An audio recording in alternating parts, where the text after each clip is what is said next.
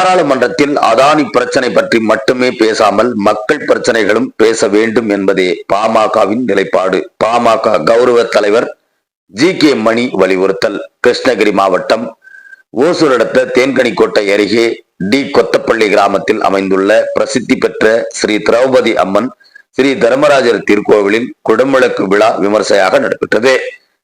குடமுழக்கு நிகழ்ச்சியை ஒட்டி திமுக மாநில இளைஞரணி செயலாளர் பாத்தக்கோட்டா ஸ்ரீனிவாசன் உள்ளிட்ட நிர்வாகிகள் கோவிலுக்கு வந்திருந்த சுவாமியை தரிசனம் செய்து வழிபட்டனர். இதே போன்று திருக்கோவிலுக்கு பாட்டாளி மக்கள் கட்சியின் கௌரவ தலைவர் சட்டமன்ற உறுப்பினர் ஜி.கே. மணி உள்ளிட்ட பாட்டாளி மக்கள் கட்சியின் நிர்வாகிகள் வரதராஜன் உள்ளிட்ட ஏராளமானோர் வந்து சுவாமி தரிசனம் செய்து வழிபாடு நடத்தினார்கள். பின்னர் செய்தியாளர்களை சந்தித்து பேசிய பாட்டாளி மக்கள் கட்சியின் கௌரவ தலைவர் ஜி.கே. மணி, பாராளுமன்றத்தில் அதானி பிரச்சனை மட்டுமே பிரச்சனையாக எடுத்துக்கொண்டு அமலில் ஈடுபட்டு பாராளுமன்றத்தை முடக்குவது என்பதால் உடன்பாடில்லை. பாராளுமன்றத்தில் அனைத்து பிரச்சனைகளையும் பேச வேண்டும், குறிப்பாக மக்கள் பிரச்சனைகளை பேச வேண்டும் என்பதில் பாட்டாளி மக்கள் கட்சி உறுதியாக இருக்கின்றது. எப்பொழுதுமே பாட்டாளி மக்கள் கட்சி மக்கள் மன்றங்களில் மக்கள் பிரச்சனைகளை பேச வேண்டும் என்பது நிலைப்பாடு. மேலும் ஏரி கால்வாய் உள்ளிட்ட நீர்நிலைகளில் ஆக்கிரமிப்புகள் இருப்பதை உடனே அகற்ற வேண்டும், ஏரிகளை தூர்வார வேண்டும், வரத்து கால்வாய் பகுதிகளை முறையாக பராமரித்தல் தான் ஏரிகளுக்கு தண்ணீர் வரத்து இருக்கும். இதனால் நீர் இருப்பு அதிகரித்து விவசாயம் செழிக்கும். எனவே ஏரிகளை பாதுகாப்பது என்பது அரசின் கட்டாய கடமையாகும். அதிகாரிகள் உடனடியாக போர்க்கால அடிப்படையில் இதற்கான நடவடிக்கைகளை மேற்கொள்ள வேண்டும். அதே போன்று விவசாயிகள் உற்பத்தி செய்கின்ற பொருட்களுக்கு உரிய விலை கிடைக்க பெற வேண்டும். குறிப்பாக கிருஷ்ணகிரி மாவட்டத்தில் மற்றும் டி. கொத்தப்பள்ளி கிராம உள்ளிட்ட பகுதிகளில் அதிக அளவில் காய்கறிகள் உற்பத்தி செய்யப்படுவதுடன் மலர்களும் உற்பத்தி செய்யப்படுகின்றார்கள். அவற்றிற்கான உரிய விலை கிடைப்பதில்லை. எனவே அரசு இதற்காக நடவடிக்கை மேற்கொள்ள வேண்டும் என அவர் தெரிவித்தார். உடன் இருந்தவர்கள் மாவட்ட செயலாளர் கோவிந்தராஜ், முன்னாள் சட்டமன்ற உறுப்பினர்கள் மேகநாதன், பி.எம்.கே. மஞ்சு, ஊராட்சி மன்ற தலைவர் லட்சுமணன், முன்னாள் உதவி போலீஸ் துரைசாமி, எல்.கே. முனிராஜ், நஞ்சப்பா, ராஜேந்திரன், பூசாரி, பத்மநாபன் உள்ளிட்ட ஏராளமானோர் கலந்து கொண்டனர். பேட்டி ஜி.கே. மணி, எம்.எல்.ஏ. கௌரவ தலைவர், பாட்டாளி மக்கள் கட்சி என்பது குறிப்பிடத்தக்கது. டி. கொத்தப்பள்ளியில் அருள்மிகு திரௌபதி அம்மன் ஆலயத்தின் கும்பாபிஷேக விழா மிக சிறப்பாக விமர்சையாக நடந்தேறி இருக்கிறது.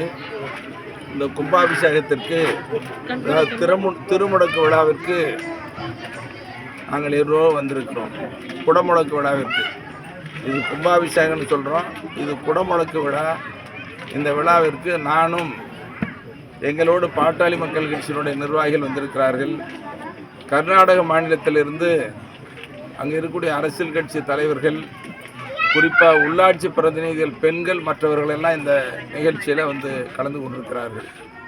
ஆகவே திரௌபதி அம்மன் கோவில் கும்பாபிஷேகம் குடமுழுக்கு விழாவிற்கு வந்திருக்கிற அனைவருக்கும் வாழ்த்துக்களையும் பாராட்டுதலையும் தெரிவித்துக் கொள்கிறேன். இந்த டி. கொத்தப்பள்ளி கிராமனாவே பெருமைக்குரிய கிராமம். இங்கே இருக்கிறவங்க எல்லாருமே ஓசூர், பெங்களூரில் போய் வேலை செய்கிறாங்க. அந்த கிராமத்தில் இருக்கிற எல்லாரும் வளமாக வாழ வேண்டும். குழந்தைகள் எல்லாம் நன்கு படிக்க வைத்து அவங்க பெரிய பெரிய வேலைக்கெல்லாம் போய் ஒவ்வொரு குடும்பமும் நலமாக வளமாக வாழ வேண்டும் என்று வாழ்த்துகிறேன். வரக்கூடிய 21ஆம் தேதி இன்னைக்கு மருத்துவரையா அவர்களும் நானும் ஒரு பாடல் வெளியீட்டு நடத்தியிருக்கிறோம். குறிப்பாக அது எதுக்குன்னு சொன்னால், திருவண்ணாமலையில் வரக்கூடிய 21ஆம் தேதி 21/12/2024 அன்று தமிழ்நாடு உழவர் பேரியக்கத்தினுடைய மாநில மாநாடு நடக்குது. அந்த மாநாடு முழுக்க விவசாயிகள் முன்னேற்றத்திற்கு, விவசாய உற்பத்தியை பெருக்குவதற்கு, தமிழ்நாட்டில் வேளாண் புரட்சி உருவாக்க வேண்டும். குறிப்பாக அது நீர் மேலாண்மை புரட்சியை உண்டாக்க வேண்டும். தமிழ்நாடு நீர் பற்றாக்குறை மாநிலம்.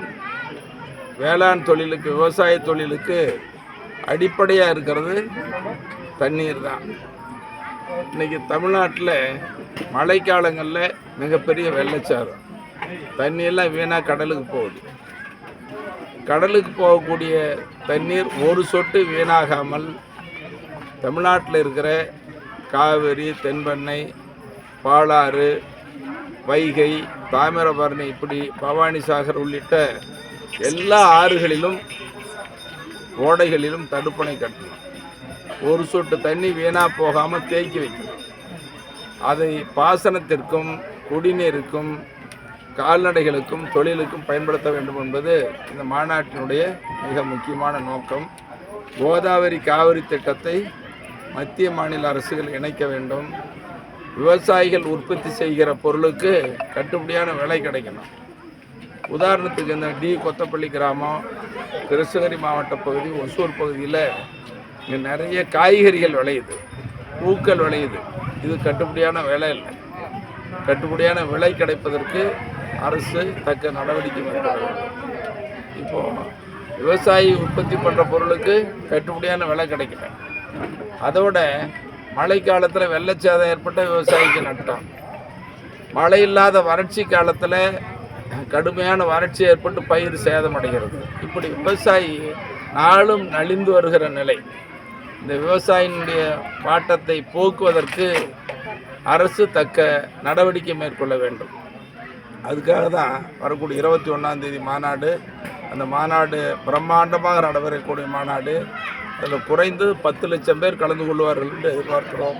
இந்த மாநாடு தமிழ்நாட்டில் விவசாயிகள் மத்தியில் ஒரு திருப்பு முனையை உண்டாக்கும் என்று நாங்கள் பெருமையாக நம்புகிறோம். பாராளுமன்றத்தில் மக்கள் பிரச்சனையை விட்டுட்டு அதானி நம்ம பிரச்சனையே பேசிட்டு போராட்டம் நடத்திட்டு இருக்காங்க. இதனால் மக்கள் பிரச்சனை எப்போ பேசுறது பாராளுமன்ற உறுப்பினர்? இல்லை, எல்லா பிரச்சனையும் பேசுகிறது. நாடாளுமன்றத்தில் எல்லா பிரச்சனையும் பேசணும். ஒவ்வொரு கட்சிகளுக்கும் பேசுகிறதுக்கு உரிமை இருக்குது. எல்லாரும் பேசணுங்கிறத எங்கள் விருப்பம். இல்லை, டெய்லி வெளிநடப்பே பண்ணிட்டு இருக்காங்க. மக்கள் பிரச்சனை எப்போ பேசுறது? அவங்க மக்கள் பிரச்சனையும் பேசணும், பேச வேண்டும். பாட்டாளி மக்கள் கட்சியினுடைய கோட்பாடு, அதை நாங்கள் வலியுறுத்தணும். அப்புறம் விவசாயி குறை சொல்லுங்க. இந்த தெளி தொகுதியில் நிறைய ஏரிங்க ஆக்கிரமிப்பு, அதெல்லாம் பாசனம் மதுகு மேற்கு பாசன காவல் பூரா ஆக்கிரமிப்பு ஆகிடுது. அதிகாரிகளுக்கு 2018 மனு கொடுக்குறாங்க, யாருமே கண்டிக்கல. ஏரிகள் ஆக்கிரமிப்பை, ஏரி வாய்க்கால் ஆக்கிரமிப்பை உடனே அகற்றப்படும். ஏரி தூர்வாரப்படணும். வரத்து கால்வாய் எங்கே இருக்குதோ அந்த வரத்து கால்வாயெல்லாம் சீர்படுத்தினாதான் ஏரிகளுக்கு தண்ணி வரும். ஏரி நிரம்பினாதான் கீழே இருக்கக்கூடிய விவசாய நிலத்திற்கு நீர் ஊற்று பெருகும், விவசாயம் செழிக்கும். அதனால் இந்த ஏரிகளை பாதுகாக்க வேண்டியது அரசினுடைய கட்டாய கடமை. அதிகாரிகள் இது உடனடியாக தக்க போர்க்கால அடிப்படையில் தக்க நடவடிக்கை மேற்கொள்ள வேண்டும்.